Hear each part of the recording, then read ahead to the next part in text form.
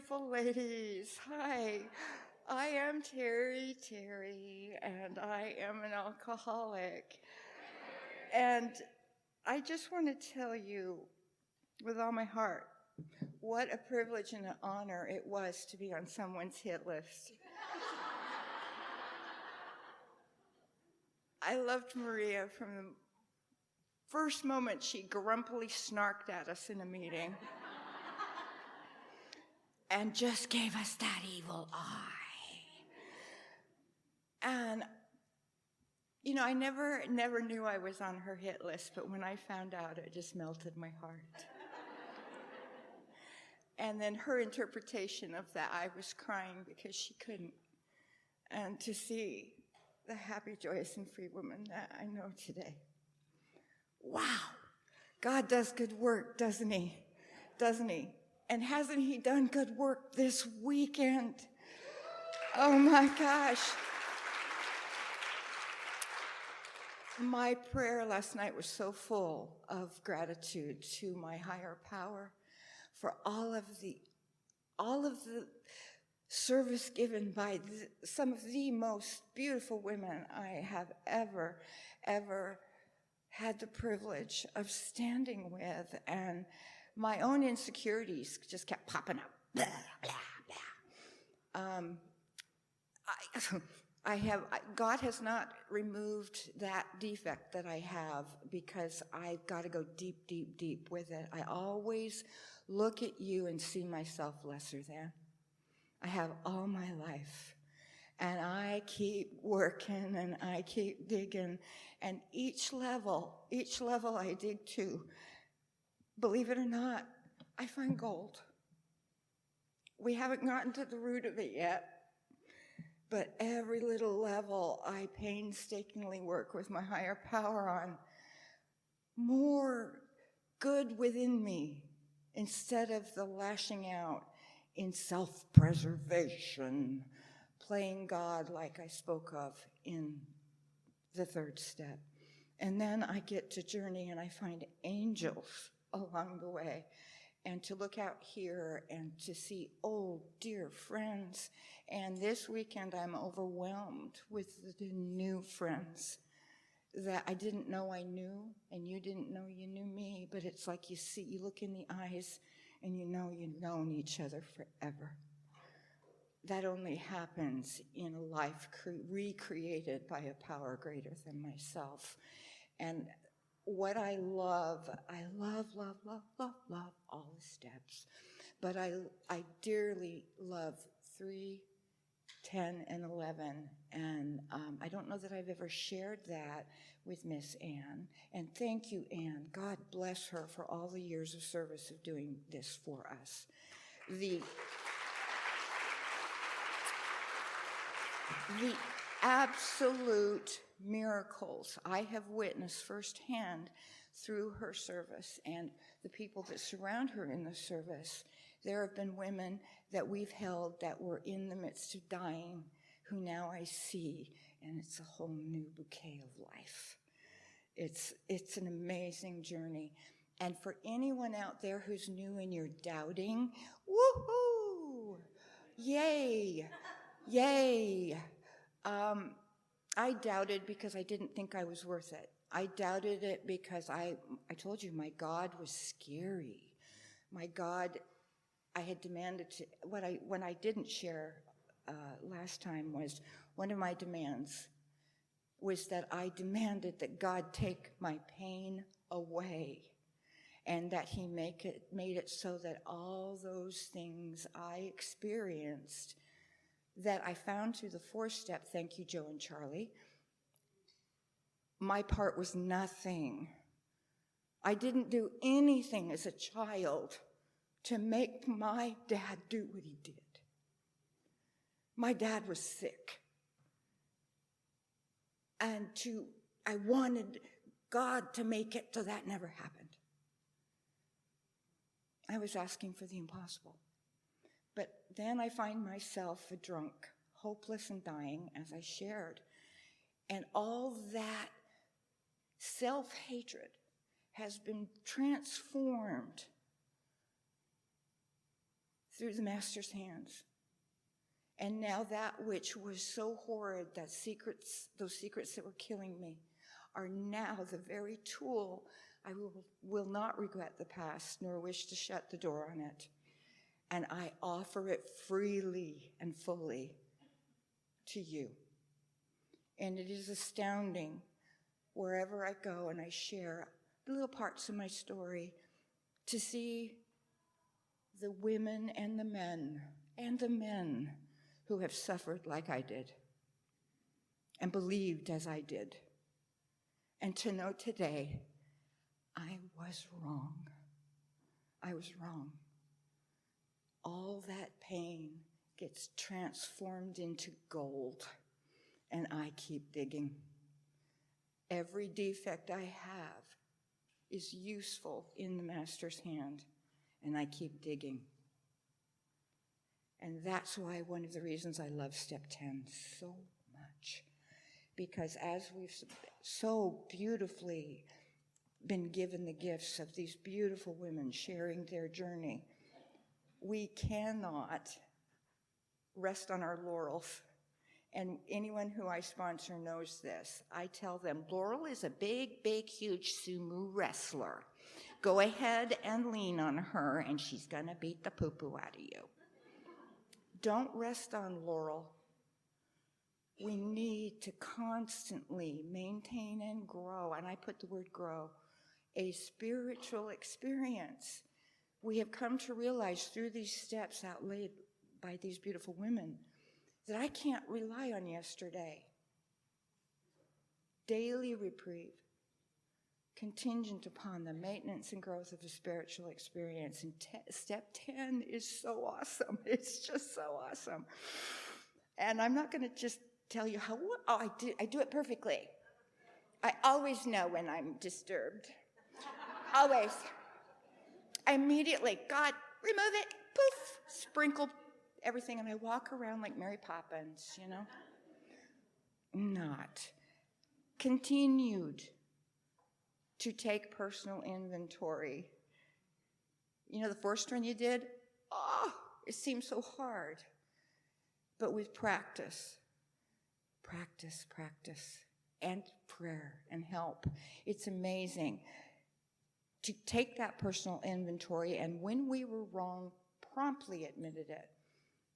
And through the conscious contact and praying that, please help me be awake and aware.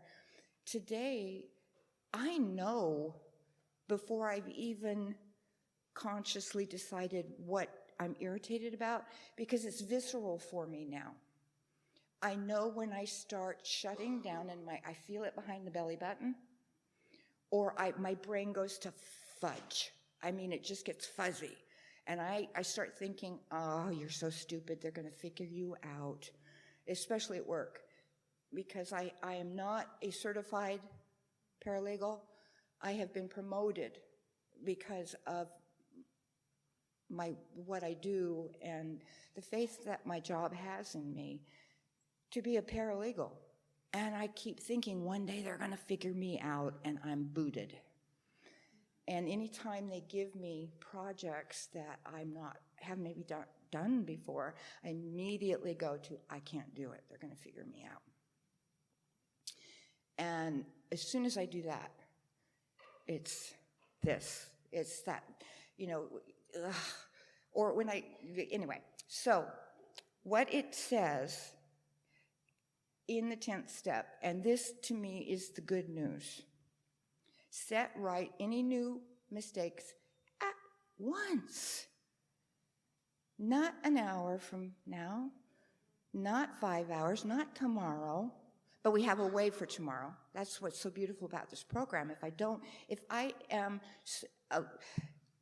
lackadaisical or not vigilant, vigorous, I can take care of it. And we're going to go into those in just a second. So if you miss it in the moment, it's okay. It does take practice. And to remind myself that my next function is not to whine and cry and bitch to you about how wronged I've been by this, that, the other. It is to grow in understanding and effectiveness. Now think about this. When you were a kid or a teenager or even now, how effective are you when someone yells at you? Do you go, oh, thank you. I didn't know that. Oh, I'm so much a better person now that you yelled at me. You yell at me, and I shrivel to a frightened child. And in my defiant brain, are any of you defiant? That's kind of how, in the American Lancet, or in the Lancet and the American Medical Journal, alcoholics are defined as defiant. Duh. But I just shrivel, and in my head, I'm going to show you. And I get ensconced in my behavior even more, because I'm going to prove to you I'm right. Now, I know that's a death warrant for me.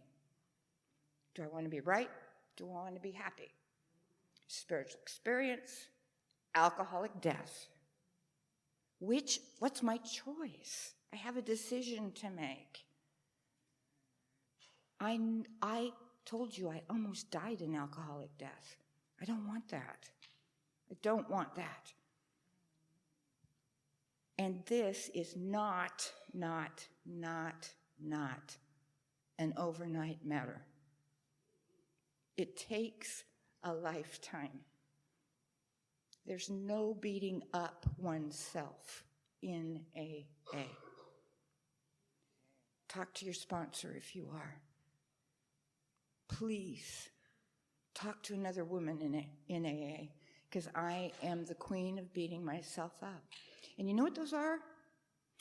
Those are my defects on Supergrow.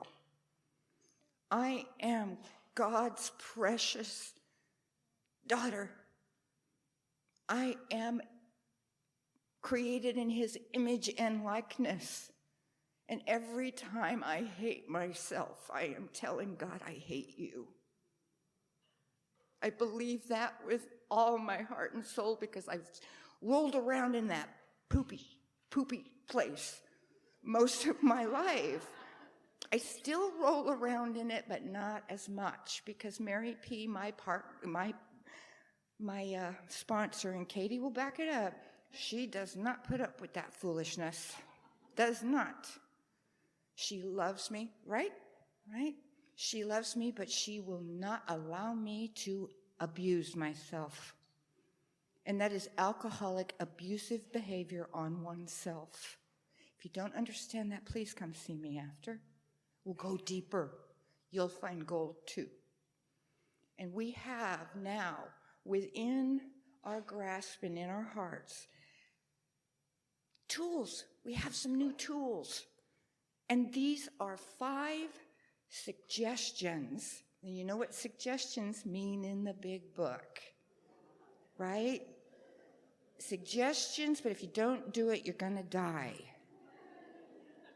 Okay, what's your choice to be? La, la, la, la, la. You know, there was a game show, tick-tock, tick-tock, tick-tink-tink, okay? And this I love. Continue to watch for selfishness, dishonesty, resentment, and fear. And we know from prior work with our sponsors that there's 100 forms of those. And Laurel tells me to ignore them. But I try to smash myself and self-will, one of those at a time. It's not 400 of those. It's not 400. It's 100 forms of each. If we all sat here all the rest of the day and tried to write ourselves out 100 forms of each of those, yeah, we might go into the night. That's a lot. And as much as I in self-will try to smash and kill those, I have a theory. I've checked it out with Mary, and she laughs and says, yeah, I believe our defects are like rabbits. And I don't know if any of you understand how fast and furious rabbits proliferate. They make lots of babies. So if I'm trying to get rid of my defects in self-will, forget it. I'm fighting a losing battle. God can, right? I can't, God can. I think I'll let him. That's part of what we've experienced with each other in this journey, right? So now it's really getting it into action. When these crop up, not if, when, and any woman in this room, if you're in doubt, will tell you so. When these crop up, when do we take care of it? We ask God at once to remove it. Now, I can waste the rest of the day, rolling around in that poo-poo, or I can go, God, oh my gosh, please remove this from me now. Now. We discuss them. Ooch.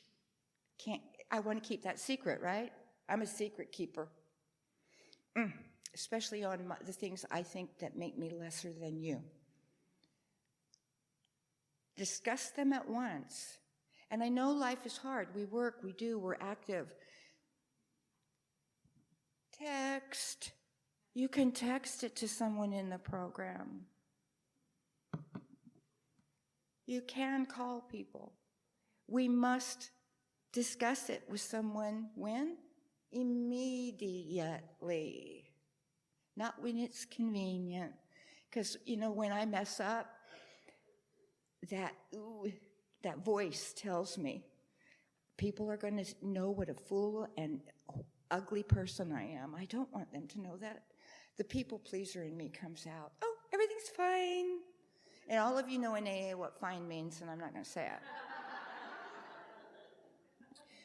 And we make amends when? Quickly. Quickly. If we have harmed anyone. And I kind of include myself on that sometimes because of that shattered glass I feel sometimes. It's because the other person, as we've learned when we do our amends work, people sometimes don't even realize we harmed them. But if I feel that shattered glass today, I know I have been very inappropriate, and I need to make that right within myself. So I don't judge that. Well, they didn't know. They don't know. I know. And I don't want to drink over that. I want to have it clean between you and me. I want it heart to heart. Then resolutely turn our thoughts to someone we can help. Now, this is the dusting cleanup, where the fourth and fifth are the heavy duty, get in there. This is what all of us do every day. We clean up after ourselves throughout the day. Wherever you are, you don't, like you spill something, you don't leave it and walk away, right? If you accidentally bump into somebody, oh, I'm sorry. We don't just blithely go on leaving our messes, right? And those of you who have children, you know the messes, you don't leave it, right? You pick it up. This is what this is. And I want to tell you what happens. This is like the mini fourth and fifth throughout the day. This is a gift. An amazing tool. And I want to share with you what can happen if we don't do this on a daily basis, because our defects are so cunning, baffling, and powerful. They are connected to that alcoholic thinking. I can justify anything and everything. And I have been in one of my amends work for the last 25 years. I am a certified Red Cross first aid responder, AED, CPR. And it's my way of making amends for those 2 years I was drunk and should have been fired. I show up in service to help those that I do love and work with. So we worked, there's the mothership, I'll call the main office, the mothership, off of Lake Eola. And then we worked some of us worked over in a high-rise building next to City Hall. And I was made floor warden. What a lovely name. I was the warden. And because we were in our client's building, our floor represented that relationship. So everyone on that floor, we had to behave. And I'm floor warden. And I'm making sure we don't embarrass the firm. I have a job to do. And something happened, and someone tripped and fell because of a box in the wrong place. Well, I moved the box, and I got into this ridiculous kerfuffle with a woman that I really, at that time, could honestly tell you, I really didn't like, and I was trying to love her, and she kept putting the box back. I'm moving the box. She puts the box back. Here we go, Jack in the Box. I mean, da-da-da-da-da-da. It was ridiculous. I got so angry. And I'm in my head justifying it. Someone can get hurt. I'm the warden. Stop it. So what does our big book say? You know, it says in there, and what about justified anger? Aren't there moments in life where anger is justified? One of my favorites. It ought to be left to those better able to handle it. So I'm in my justification, and at the time I was a legal assistant, and I was in a tiny little cubicle. No problem, I'm grateful, I'm employed, I'm okay. But at that moment, no, I'm not okay. I'm sitting there seething. My boss, who, by the way, knows I'm in the program because he's one of the 4 major partners at the firm that I've years ago made amends to. I'm 7 years sober when this happens because I wasn't paying attention to the 10th step. We'll call him, what was the name? We'll call him Mr. Muppet. We'll call him Mr. Muppet. 6'4", Mr. Muppet. He's changed from a woman to a man now. 6'4". Takes up the whole entry to my cubicle. He comes and he just his head, Terri. I, in my rage by this time, get up from my chair. I push him out of the way.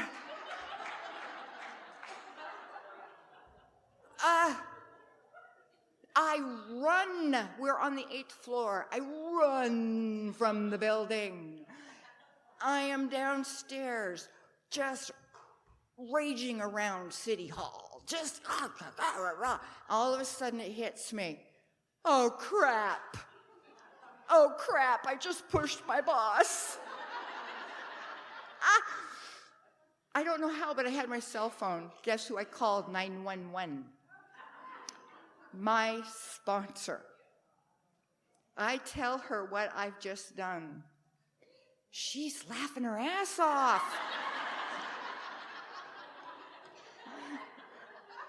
And all I hear her say after she stops laughing is, you know what you have to do. Call me and let me know if you still have a job. And she hangs up on me. So I put my tail between my legs and I go back to my cubicle and I send an email. And I said, Mr. Muppet, please could I have a few moments of your time? If not, please let me know if you want me to clean out my desk. Immediately, there's a response, all in caps.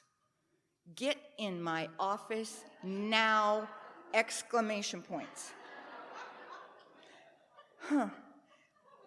I just breathe and suck up. I deserve whatever I get. I go in there and I shut the door. He goes, sit down. And I go to say something. He goes, shush. Terri, you work a program. Remember, he knows I'm in the program. You work a program. They do not.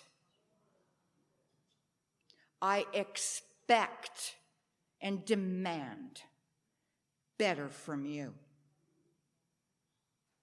Get out of here. Get back to work. He's never raised his voice to me before or since. I needed that thrashing. I needed it. If you don't know, that was insubordination. I'm in the workplace. I have no right to push anybody. So if you don't believe me, go ahead and try justified anger. And those of you who don't have my number, if you do and it works well for you, please get a hold of Ann. She'll give you my number and let me know how that works. Yeah, we have a new code today. Love and tolerance. Love and tolerance is our code. So was my code very tolerant with Mr. Muppet? Or the woman that caused it, the one whose really fault it was, yeah. Yeah, she wasn't on the verge of getting her head chopped off and losing her job. So, yeah. There is a spiritual axiom. When I am disturbed, any fashion or form, justified or not, when I'm disturbed, where's the problem? Me. And now we have been given the tool. When I notice I'm disturbed, dig for gold. Please dig for gold. And maybe you will find compassion, understanding, and love along the way for those toes that we inadvertently step on. That was a grace I didn't deserve.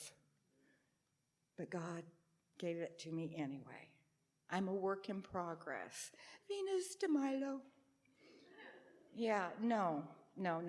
So I wanted to share, that was a humiliating experience. It wasn't as bad as, peeing and pooping all over myself and having a grand mal seizure on the bus.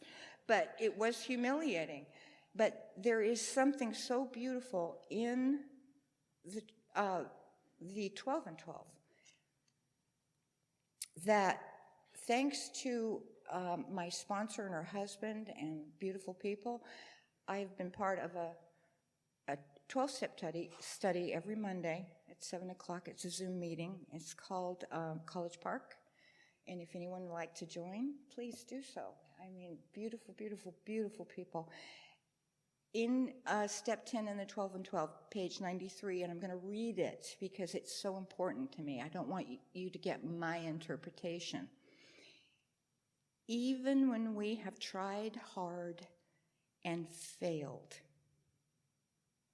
we may chalk that up as one of the greatest credits of all. Under these conditions, the pains of failure are converted into assets. Out of them, we receive the stimulation we need to go forward. Someone who knew what he was talking about once remarked that pain was the touchstone of all spiritual progress. How heartily we in AA can agree with him, for we know the pain of drinking had to come before sobriety, and emotional turmoil before serenity. And I showed you sort of an embarrassing example of how I failed. And now it's turned into gold because I'm more awake and aware, because I messed up. And God's grace was there. And that part of me is still healing. And then, just to finish up my experience, strength, and hope on step 10, this is where it says we cease fighting. Well, I still fight, but I still have the 10th step. And it says sanity will have returned. I'm not saying all the time, but it's returned. There's hope. And that is because I have a daily reprieve contingent upon the maintenance and growth of a spiritual experience.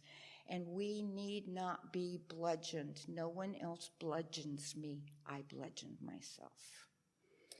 And then this leads us to such a beautiful thing.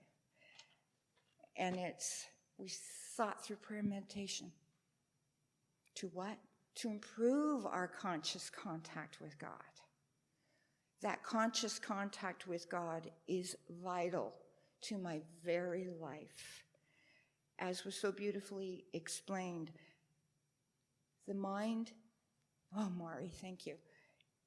It's my soul. I have a soul sickness, and I must connect with something that doesn't, it's like we have an allergy. Somebody with a nut allergy eats one nut, and they don't want to rush to the hospital again. They don't eat another nut. But did I do that? Allergy to alcohol?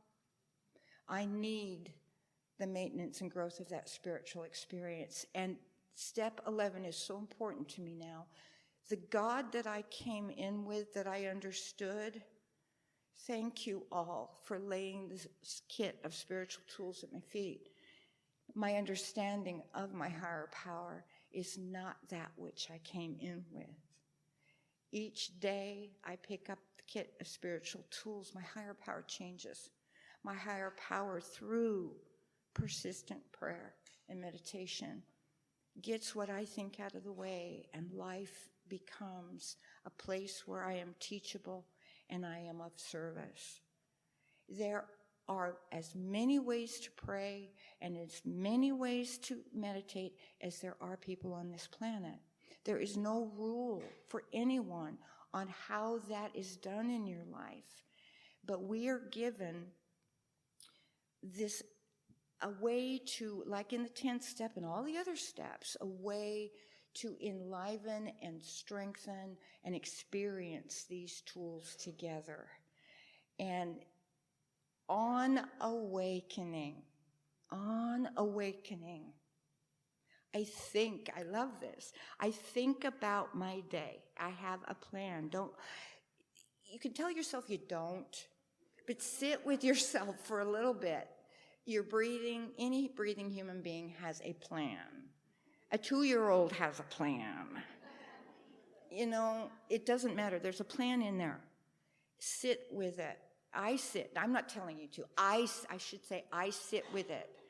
I outline my plan to my higher power every morning. And then what I do is then I say, whatever comes to my heart, glorious Father, glorious all-powerful being, whatever is in that moment, I surrender my plan, my little plan and designs, as we're told in the book. Please help me to surrender to thy will and thy way of life. May I be a tool of service in your hands. Because I have a plaque that a dear friend who's a normie said, I plan, God laughs. And, I don't stick to that as much as I would like, so hence we have the 10th step when I mess up. And then, that it's that I am, it says my sponsor, and I think it's in the book, I may be wrong, I am divorced from the outcome, but I'm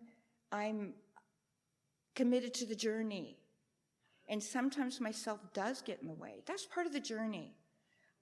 I have an assignment from my sponsor. I am not allowed to beat myself up when I mess up, but boy, do I.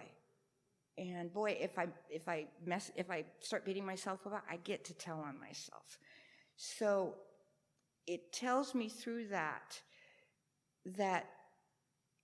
I don't have to control, because we have an obsession about controlling. Thy will. Anytime during the day, thy will be done, not mine. That takes seconds. People say, oh gosh, this is a lot of work. How can I do it? Takes seconds. My damage can take a while if I go, running through like a bull in a china closet. Takes seconds. Don't let your ego say, ooh, I don't have time for this. I do. I really do. And it says that we should not be shy on prayer and meditation. God help me. That's a prayer. Thy will be done. God, relieve me of the bondage of self. I pray that prayer 50 times a day. And it works when I stay conscious and aware of it. How many of you face indecision during the day? Nobody? Come on. Oh, me, all the time. Those new projects, I can't do it, they're going to fire me. Indecision. Rather than forcing myself, I stop and I shut the door. I have an office today. I shut the door. God, relieve me of the bondage of self. Clear my mind. Help me breathe. Help me be brave to do what I think I cannot do. Help me. And all of a sudden, an intuitive thought comes. And I'm able to do, I don't know. There are attorneys in the room. I love legal research.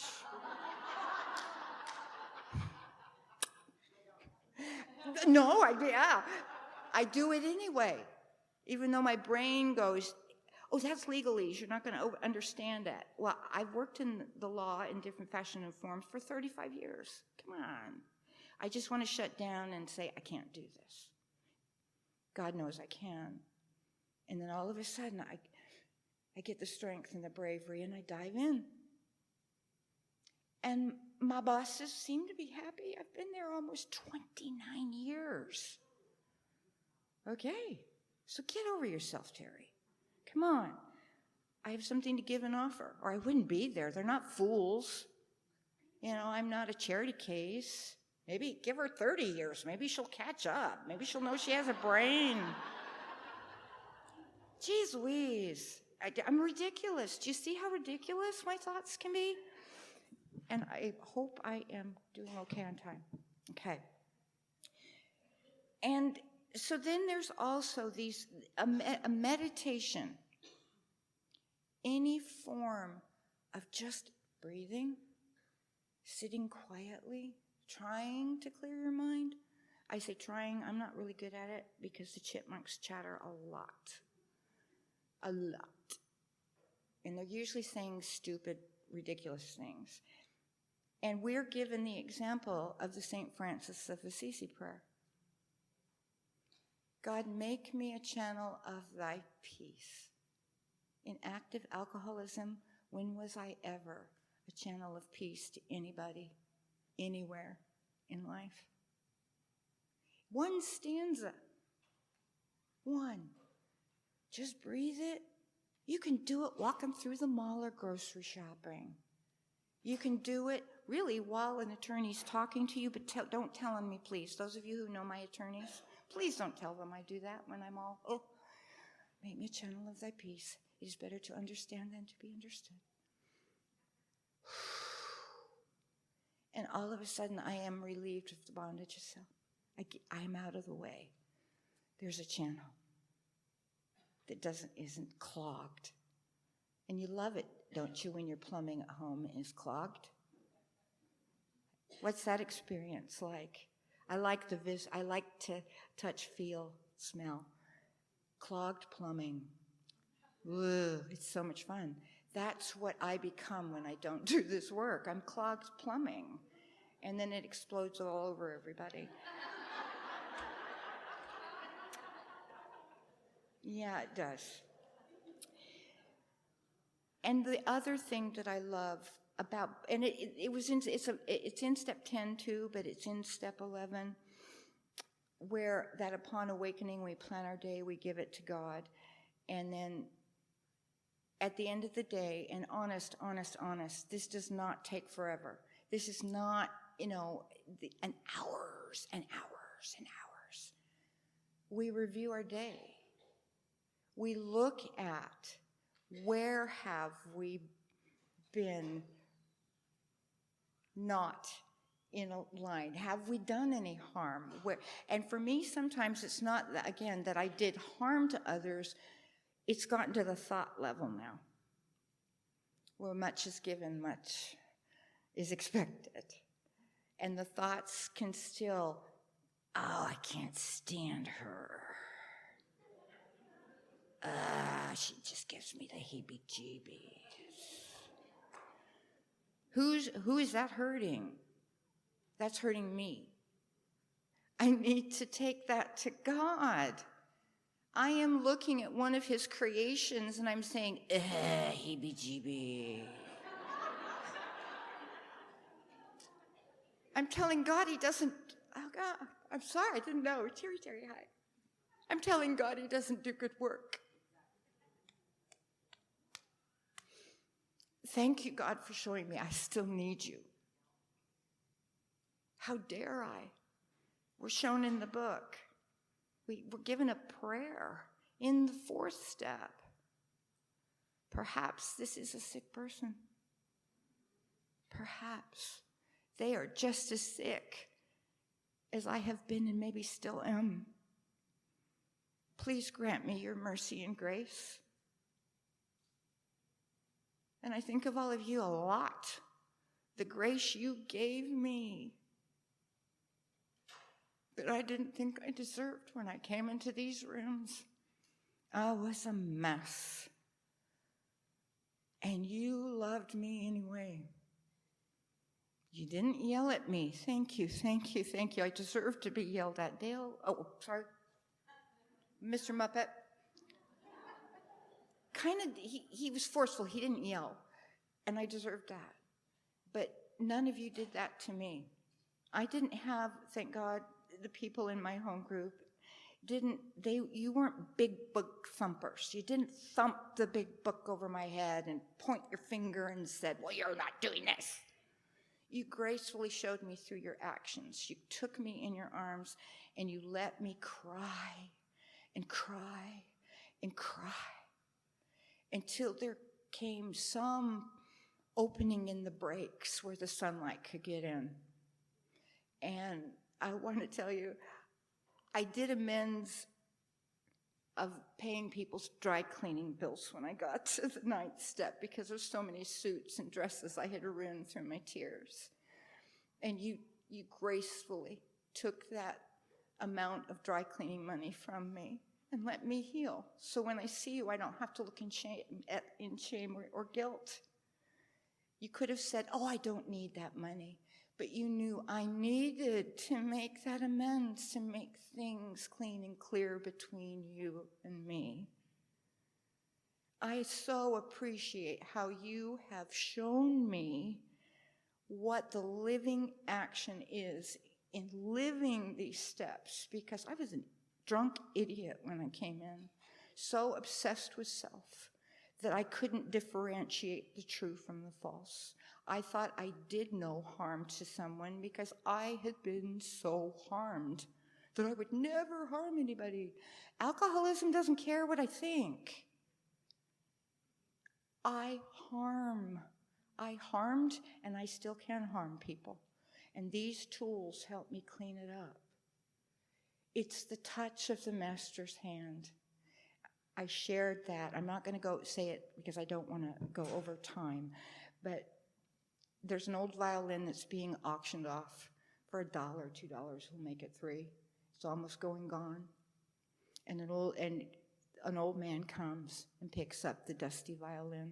He plays it. Unbelievable, beautiful music comes from this dusty old violin. And all of a sudden the auctioneer says, 1,000, 1,000, who will make it 2? 2,000, 2,000, who will make it 3? Going, going, gone. Many applauded. Some didn't understand. And they said, we don't understand what made the difference. I'm supposed to be over now. Sorry. Timing myself. What made the difference? The touch of the master's hand. And I was that dusty, ooey gooey violin. And you helped me to do a journey of removing the barnacles so that the sunlight could get in. And through you, I experience daily the touch of the master's hand. I love you and I thank you, and I want to leave you with this. The love of God enfolds us. The light of God surrounds us. The presence of God watches over us. Wherever we are, all is well.